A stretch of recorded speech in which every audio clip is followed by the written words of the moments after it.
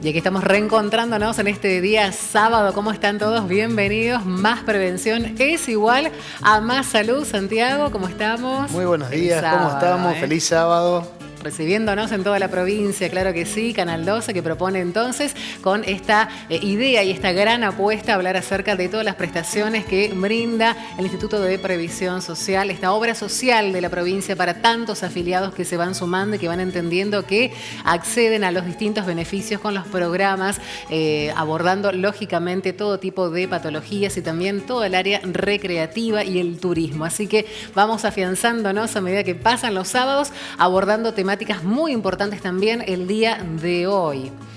El día de hoy tenemos 3 hermosos invitados, vamos a charlar temas muy importantes, vamos a hablar junto al doctor Alac con respecto al Hospital Materno y Neonatal, vamos a hablar con el doctor Joaquín Romanazzi, que es el director del Banco de Sangre de la provincia, y por último vamos a hablar con la doctora Giovanna Gularte, que nos va a hablar un poquitito acerca de la prevención del cáncer de colon. Muy bien, decíamos, ¿no? Vamos sábado tras sábado, son 30 minutos que ustedes están ahí prestando toda la atención debida y conociendo cuáles son los distintos temas que vamos presentando, y ustedes también nos pueden proponer, ¿sí? Tienen las redes sociales para estar en contacto con nosotros, tienen la manera de acceder a toda la información, obviamente, con todos los servicios que brinda el IPS, el Instagram IPS Misiones, el Twitter @Misiones IPS, el Facebook también IPS Misiones y la página web www.ipsmisiones.com.ar. Bueno, como dijimos, el invitado del primer bloque es el doctor David Alac, director del Hospital Materno Neonatal. Turco, David, ¿cómo estás? Un gustazo verte. Me alegro mucho de tenerte, gracias por la invitación. Acá. Te felicito por el programa. Gracias. Está saliendo bárbaro. Bueno, muy amable, muchas gracias. Bueno, hace 2 días atrás, el 25 de marzo, se conmemoró el Día del Niño por Nacer. Es así fue. Y entonces, como la temática de nuestro programa se dedica a la prevención, quisimos charlar contigo para que nos des un poquitito, nos cuentes en qué consisten los controles de una embarazada, el control prenatal, cómo se empieza a hacer los controles para que ese niño por nacer nazca en las mejores condiciones posibles. Bueno, la verdad que es muy buena la pregunta porque me da pie a explicar un poquito lo que significa esto, inclusive antes de la concepción. Es muy importante los controles de salud tanto de la madre como del padre antes de que la mujer se embarace, ¿sí? Es lograr un buen estado de salud materno para que la mujer se encuentre bien en peso, en presión arterial, y hacer el análisis para ver que la mujer no tenga algún tipo de enfermedad infecciosa o algún otro tipo de patología que pueda complicar el embarazo. Una vez que la mujer también se le administra ácido fólico, es importante que las mujeres sepan que se le debe administrar ácido fólico por lo menos 3 meses antes del embarazo. ¿Por qué? Y bueno, con eso evitamos defectos del tubo neural, ¿sí? Más bien para el bebé. Entonces los defectos del tubo neural como el mielomeningocele y algunas otras patologías severas del sistema nervioso se evitan en un 75%. Estamos haciendo una alta prevención administrando una pastillita de ácido fólico 3 meses antes de que la mujer quede embarazada. Y después se le sigue suministrando durante el primer trimestre de gestación. Perfecto. Entonces, después logrado el embarazo, la mujer concurre a la consulta y se le pide una serie de estudios para detectar todo tipo de patologías y separar lo que es el alto riesgo del bajo riesgo obstétrico, y a cada uno se le brinda un tipo de atención diferenciado, ¿sí? Más o menos hoy pensamos que deben ser un control prenatal, se le hace una consulta prenatal por lo menos una vez por mes durante toda la gestación. Y eso más o menos te llega a los 9 meses con 7, 8 controles prenatales aproximadamente en un embarazo de bajo riesgo, ¿sí? Que es lo que hacemos en el hospital. Y ahí le pedimos, bueno, los estudios, la ecografía, el Papá Nicolau. Es una muy buena oportunidad para detectar patología materno-fetal durante toda la gestación. Y también importante, vi que en uno de los programas anteriores se habló mucho de diabetes gestacional. Bueno, la doctora Elizabeth Méndez y la doctora Nelly Jiménez forman parte de la unidad de diabetes de nuestro hospital para atender a las embarazadas diabéticas que lamentablemente van en aumento, un poco por cuestiones alimentarias y otro poco porque se detecta más. Y eso se hace mediante una curva que se hace a las 24 semanas de gestación, que se llama prueba de tolerancia a la glucosa, y detecta diabetes gestacional que antes pasaba un poquito de largo, ¿no? Fantástico. Te consulto, bueno, el año 2020, el 2020 fue un año muy particular para la salud en general a partir de la pandemia. ¿Cómo se pudo adaptar el Hospital Materno Neonatal a esta situación de la pandemia? La verdad que nos costó bastante al principio porque nosotros no somos un hospital cualquiera, somos un hospital amigo de la madre y el niño, tratamos de ser una maternidad abierta, hemos cambiado muchas cosas en la maternidad para poder integrar a la familia a este proceso de embarazo y parto, pero bueno, con el tema de la pandemia tuvimos que adaptarnos a la situación epidemiológica del país y de la provincia y ir adaptando los protocolos sanitarios que venían bajando desde Nación y desde la provincia. Entonces tuvimos que lamentablemente ir cerrando algunas situaciones que antes estaban abiertas a la gente, por ejemplo los horarios de visita se tuvieron que restringir un poco, en algún momento se restringió el ingreso a sala de parto y todo ese tipo de cosas. Por suerte nos hemos ido adaptando a la situación y hemos podido cambiar esto. Y hoy podemos decir que cumplimos con la mayoría de los ítems de lo que es maternidad segura y centrada en la familia y permitimos la presencia del familiar que la mamá elige durante el acompañamiento del parto, en el proceso de nacimiento. Como así también permitimos el acceso de los padres a la neonatología, las madres de manera irrestricta, para que estén con sus bebés durante toda la internación en la neo, ¿no? Fantástico, sí. Así que por lo menos pudimos trabajar en eso. Y también coincidió el 2020 con el cambio de edificio. Nosotros trabajábamos en la vieja maternidad y bueno, la verdad que... Sí, estaba por decirte justamente eso. En un año marcado por las restricciones, las adaptaciones del sistema de salud, el Hospital Materno Neonatal se muda al edificio nuevo, que realmente es una apuesta enorme de la provincia en relación a la atención de la madre y el recién nacido. Yo creo que sin lugar a dudas debe ser una de las mejores maternidades del país. No porque me toca conducirlo a mí, sino porque se ha hecho una apuesta muy fuerte desde las autoridades, como vos decís, para que ese hospital realmente brinde la atención que necesita, no solamente en la parte del edificio, sino en la inversión de recursos técnicos que se ha hecho ahí. Tenemos una neonatología de alto nivel, tenemos quirófanos espectaculares, las TPR, que son los lugares en donde se realiza el parto, se llama Unidad de Trabajo de Parto, Parto y Recuperación.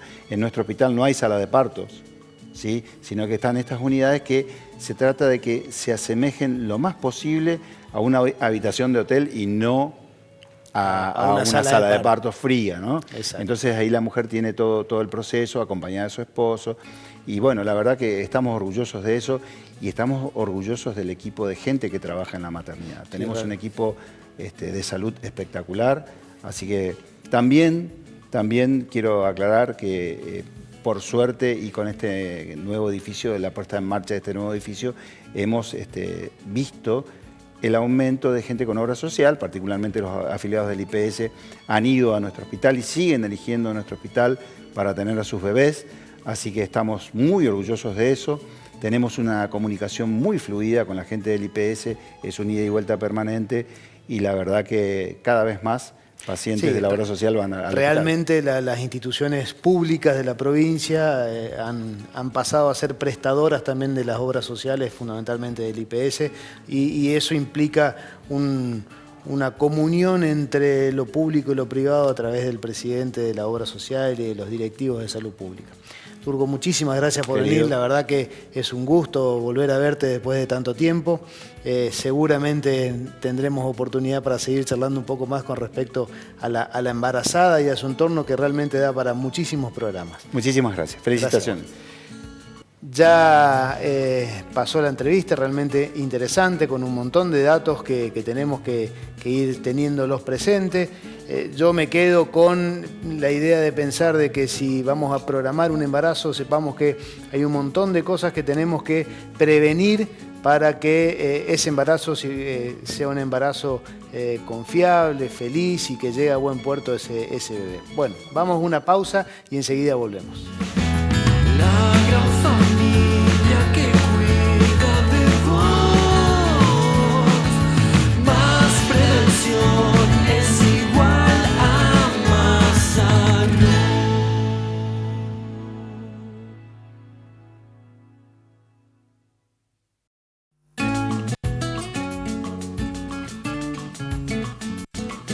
fin, estamos de regreso con más prevenciones, igual a más salud y donar sangre voluntariamente, Santiago, ¿no? Debe ser realmente un hábito, es un gesto altruista, es una actitud humana muy valiosa porque hablamos de la sangre, de algo que no se puede confeccionar en ningún laboratorio. Y es importante siempre reforzar este concepto. Y una interesante campaña estuvo llevando adelante el IPS, ¿no? Sí, realmente el IPS participó junto al Banco de Sangre de la provincia de una campaña de donación. Es muy importante que instituciones prestadoras de salud, en este caso como el Instituto de Previsión Social, se sumen a estas campañas y tuvo un éxito importante. Sí, ahí compartimos.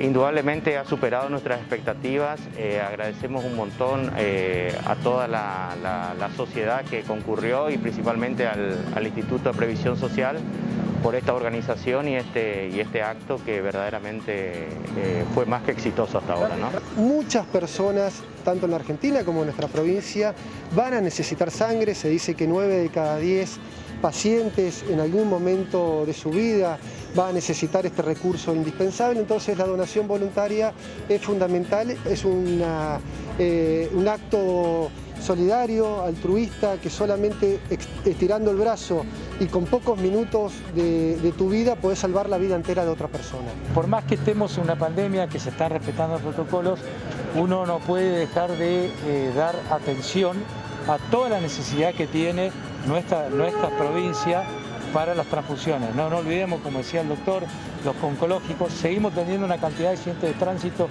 que es importante y que el banco de sangre tenga material para eso es importantísimo. Más prevención es igual a más salud. Bueno, una hermosa campaña, la verdad. Fue muy exitosa, hubieron más de 100 donantes en una semana. Bien. Eso fue realmente récord. Y la participación del IPS junto al Banco de Sangre fue muy importante. Para hablar un poquito y contarnos cómo fue, nos visita hoy el doctor Joaquín Romanazzi. Joaquín, ¿cómo estás? Buen día, ¿cómo estás? Director del Banco de Sangre de la provincia. Un gusto tenerte por acá. Gracias igualmente, gracias a ustedes por invitar. Bueno. Contanos, ¿cómo viviste la campaña de donación de sangre?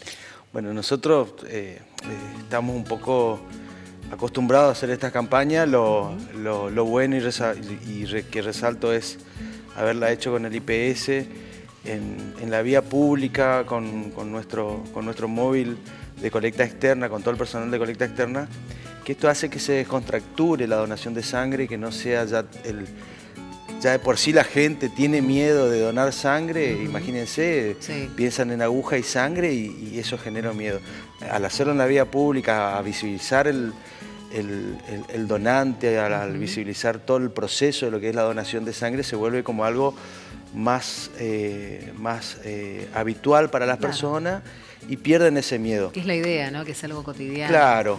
¿Por qué? Porque lo cierto es lo que vos dijiste, que no se puede fabricar, no se puede comprar.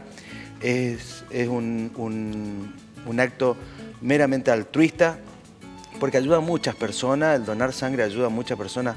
Como bien dijo el gobernador, el vicegobernador ese día, el doctor Arce, siguen habiendo siniestros viales, siguen habiendo patologías sangrantes, personas que necesitan, y nosotros no podemos darnos el lujo de decir no tener sangre.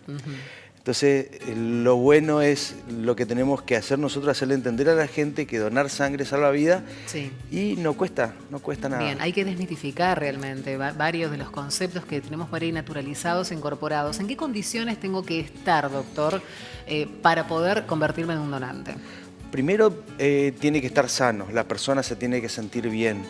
Esto incluye el estar descansado, porque hay personas que están cansadas, salen de trabajar o se van o están al cuidado de otras personas, entonces se van a donar. Nosotros le aconsejamos que no donen, pero para que no tengan ningún efecto adverso a la donación. Pero lo fundamental es que tengan la voluntad de donar y que estén sanos. Eso básicamente, y que se acerquen y que nos manifiesten la gana de donar. Y ahí nosotros nos dedicamos a darle toda la información pertinente Sí. para que puedan ¿Qué llevar a cabo cantidad la de donación. sangre se extrae? ¿Cómo? ¿Por vez qué cantidad de sangre se extrae? 500 por vez? mililitros más menos 50. Ujú, bien, ¿y eso, esa sangre después se descompone en Sí, el proceso es así, se dona, se lleva a la sede central del Banco de Sangre, pasa una etapa de producción, Bien. la parte de lo grueso de la sangre en esa unidad de sangre pasa a la producción y los tubos, como le decimos nosotros, pasan a la calificación. Bien. Eso se califica la sangre Bien. para ver si son realmente, se pueden transfundir a una persona, si son aptas para ser transfundidas. Y una pregunta que también es importante, ¿a partir de qué edad la gente puede ser donante? A partir de los 18 años. Si van con un tutor a partir de los 16, un tutor legal que lo habilite, sí, puede donarlo a partir de los 16. Hasta los 65, Sí. y hay mayores de 65 años que pueden donar perfectamente, tiene que tener una evaluación del médico. ¿Y cada cuánto lo puedo hacer? Cada 2 meses. Cada 2 meses. Cada 2 meses. Correcto. Y yo dono esos 500 mililitros que dijo. ¿Para cuántas personas sirve esa Sí. sangre que doné? Y para 4 personas aproximadamente, porque de ahí se sacan los glóbulos rojos desplasmatizados, plaqueta, plasma y hay otro producto que se llama crioprecipitado que se utiliza en las cirugías sangrantes. Muy bien. Fantástico. Bueno. Bueno, la verdad que una información importante, realmente el hecho de donar sangre, como dijo el doctor, es dar un poquito de vida a aquellas personas que realmente la necesitan. En la acción médica cotidiana, los que hacemos cirugía, por ejemplo, es una situación compleja el hecho de necesitar transfundir a un paciente que realmente lo necesita y no poder contar con la sangre en ese momento, así que es importante que todas las personas, en este caso a través del IPS, en colaboración con el Banco de Sangre, armar campañas como para poder donar sangre. Sin duda alguna. Muchas gracias por la visita. Gracias a ustedes. Muy Gracias. amable. Gracias a ustedes. Bien, vamos a ir a la pausa y luego vamos a estar abordando también una temática muy importante que tiene que ver con la prevención del cáncer de colon. Lindo tema. Así es. Pausa, ya venimos. La gran familia que cuida de vos. Más prevención es igual a más salud.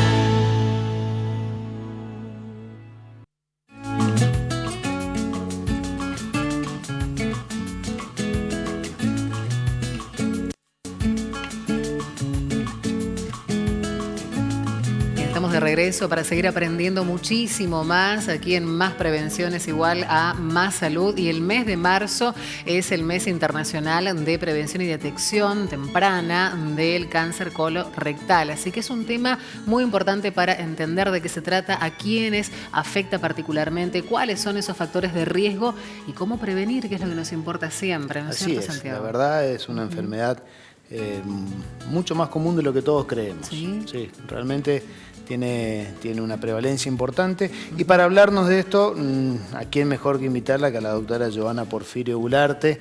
Ella es gastroenteróloga, es jefa de gastroenterología del Hospital Escuela Ramón Madariaga y es una persona que se dedica específicamente a esto. ¿Cómo Así estás, es, Giovanna? especialista. ¿Cómo ¿Qué andan? tal? Bienvenida, ¿Todo bien? doctora. Gracias por la invitación. Bueno, una vez más hablando de cáncer colorectal. Cáncer colorectal. ¿Por qué decimos que es frecuente? Es un cáncer frecuente, es un cáncer de los más prevenibles. ¿Y por qué digo que es frecuente? Para hablar de frecuencia vamos a hablar un poquitito de estadística. Sí. Se dice que se reportan 13.500 casos de cáncer anualmente en nuestro país, 7.200 en hombres, 6.300 en mujeres. Es el tercero en incidencia en nuestro país, el segundo en mortalidad después del cáncer de pulmón. Fíjense cómo no vamos a hablar de frecuencia. Sí. Se reportan 7.000 fallecidos por cáncer en nuestro país anualmente y 19 personas mueren por día de cáncer colorectal. Por eso decimos que es un cáncer frecuente. Es Por- un número importante. un 19 número personas se mueren por día día por cáncer colorectal. por cáncer colorectal. ¿Por qué decimos que es uno de los cánceres más prevenibles?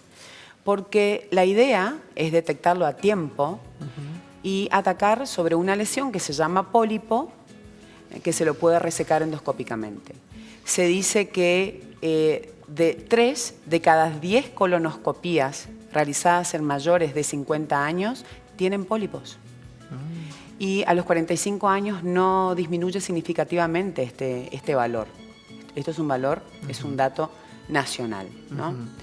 ¿Cómo prevenimos este cáncer? O sea, ¿por qué aparecen esos pólipos, no? Sí, ¿Por qué bueno, están?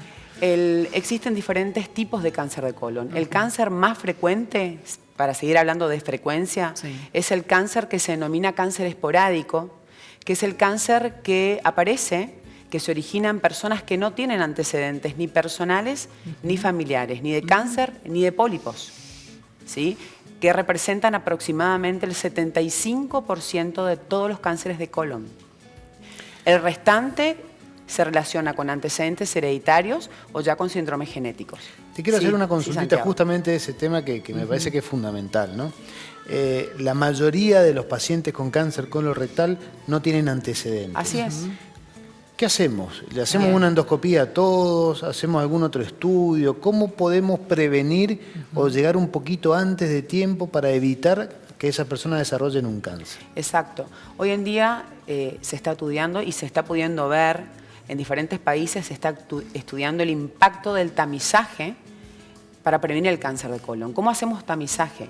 Realizando el test inmunohistoquímico, que es el test de sangre oculta en materia fecal.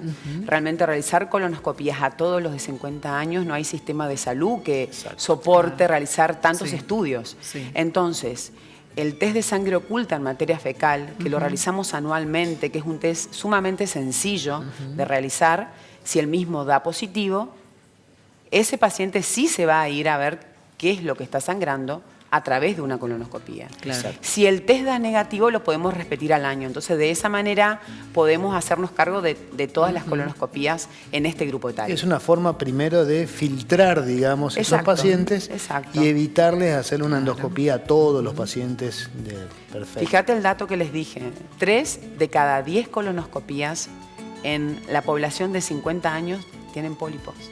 Perfecto. Es un cáncer sumamente prevenible. Doctora, y la lesión, la verdad que si nosotros endoscópicamente, la colonoscopía es un estudio, aclaro, para todos, por si no saben, para la comunidad, que es un estudio que se realiza de manera ambulatoria, no requiere internación ni antes ni después del procedimiento, dura 10 a 15 minutos y se hace con sedación profunda. ¿Sí? Correcto. Si nosotros, es un estudio que nos permite hacer diagnóstico, pero también terapéutica, porque si nosotros vemos el pólipo, resecamos el pólipo. Y si no hay pólipo, no hay cáncer. Exacto. Porque estamos atacando a la lesión preneoplásica. Así es. ¿Mayor prevalencia en los varones? ¿Dio estadísticamente? Un poquitito, prácticamente son iguales. Fíjate que no hay mucha diferencia. 7.200 en hombres, 6.300 en mujeres. ¿Y la alimentación tiene algo que ver? Sí, se habla. En realidad, los factores de riesgo para cáncer de colon son factores que son muy similares al resto de los cánceres, ¿no? Obesidad, sedentarismo, tabaquismo, alcoholismo. Se relaciona mucho con las dietas con muchas carnes, con pocas frutas, verduras, carnes ahumadas. Las carnes ahumadas tienen un compuesto químico que se llaman aminas aromáticas que está demostrado que es totalmente cancerígeno. Entonces, esos serían los factores relacionados a este tipo de cáncer. Así que hay que comer. Cuando comemos nosotros acá en Argentina el asadito, siempre tengamos nuestra porción de verduras y de postre frutitas. Para evitar una pregunta para muy común acá. Los televidentes que están del otro lado, para que ellos también puedan saber cómo manejarse. Yo no tengo antecedentes. Soy una persona de 45 años. ¿Qué hago? Voy a ver al médico, le digo, me quiero hacer este estudio, ¿dónde lo hago? ¿Cómo es el estudio? ¿Es algo complejo? Digo, el tamizaje de materia oculta en sangre oculta en materia fecal. No, en realidad hoy en día el Instituto Nacional del Cáncer, a través de un programa que es el Programa de Prevención y Detección Temprana de Cáncer Colorectal, que está en nuestra provincia, tenemos disponibles los test inmunohistoquímicos en todos lados de nuestra provincia, en todos los hospitales, en todos los CAPS. Sí, hay gente trabajando en esto. ¿Pero debo ir con una prescripción médica para hacerlo, para acceder a ese test? Teniendo 50 años ya podés acceder a ese test. Perfecto. Así que es la manera de empezar. Estamos hablando de pacientes, eso es algo que quiero remarcar, Santiago, que estoy hablando de personas sin síntomas. Claro. que donde nosotros queremos atacar en prevención son personas que no tienen síntomas. El test de sangre oculta en materia fecal es para aquellos individuos que quieren hacer prevención y que no tienen síntomas. Es como la mamografía, el examen de próstata en el hombre, es lo que queremos incorporar hace muchos años. Es eso, es prevención, puramente prevención. Si un paciente, independientemente de la edad, tiene síntomas, tiene que consultar al especialista. No tiene que ir tras un test, sino tiene que ir tras una consulta con un especialista. Probablemente ese paciente acceda directamente a la colonoscopía y no hagamos el test. Es clarísimo, realmente. Realmente muy claro. Bueno, Giovanna, la verdad que Gracias. Más claro imposible. Realmente creo que todos ya aprendimos un poquito más. Gracias. Es un gusto tenerte por acá, te conozco desde hace muchísimos años. Es así cierto, que la verdad que somos muy chicos. Es un gusto tenerte. Gracias, Santiago. Para toda la gente que sepa que en realidad lo que dice el doctor es fundamental. Nosotros no tenemos que esperar a tener síntomas para ir a ver a un especialista que nos diagnostique o que nos mande a hacer los estudios para diagnosticar un probable cáncer, sino que existe en nuestra provincia, a través de un programa, la posibilidad de detectar a aquellas personas totalmente asintomáticas y que aparece alguna gotita de sangre en la materia fecal. Bueno, a partir de ahí comenzar los estudios. Algo así como el necesarios. control niño sano, que cuando llevamos, ¿no es cierto?, a los niños, bueno, también. Me siento bien, voy a consultar. Perfecto. Voy a hacer los test Fundamental. preventivos. Pausa, ya regresamos, ¿sí? La gran familia que cuida de vos. Más prevención es igual a más salud.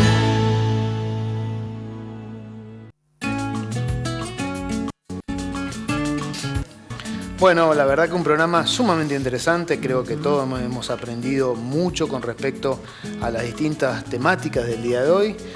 Cuando hablamos de cáncer de colon, cuando hablamos del banco de sangre. Bueno, la verdad que es un programa muy lindo. Muy nutrido realmente. Sí, los esperamos el próximo sábado a las 12, sí, en pleno almuerzo para más prevención.